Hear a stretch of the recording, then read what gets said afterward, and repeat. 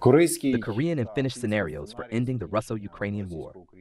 Many observers have proposed that the conflict between Russia and Ukraine could be frozen through what they call the Korean model, or perhaps resolved via the Finnish model. However, both analogies fall short when applied to the current war in Ukraine, given the distinct historical and geopolitical context.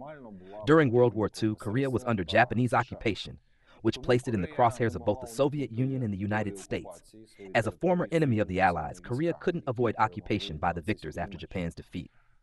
At that time, both the US and the USSR had equally legitimate claims to influence Korea, each side supported by their ideological imperatives. The result was the division of Korea into two separate entities, both of which shared the same language, culture, and history. Despite this bifurcation, the Koreans retained their natural identity, even as their constructed political identities diverged. Ukraine's situation, however, differs dramatically.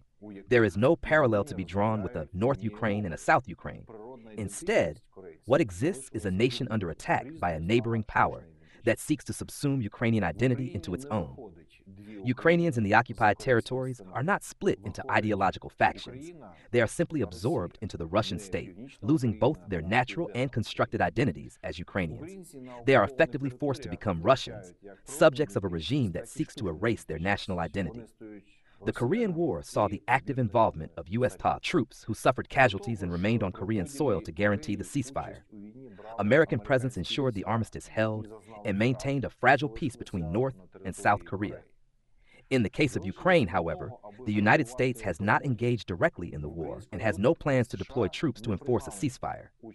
The Biden administration's hesitant approach has, in fact, enabled Russia to solidify its hold on occupied Ukrainian territories, giving Moscow the upper hand in any future negotiations. From the outset, President Biden's policies toward Russia have been contradictory. His administration allowed Russia to attempt the annexation of Ukraine by failing to offer decisive military support early on. Now, Biden is complicit in furthering Russia's goals through diplomatic gestures disguised as peace initiatives. The Korean scenario is, therefore, not a viable option in Ukraine. The Finnish model, too, fails to offer a workable solution for Ukraine.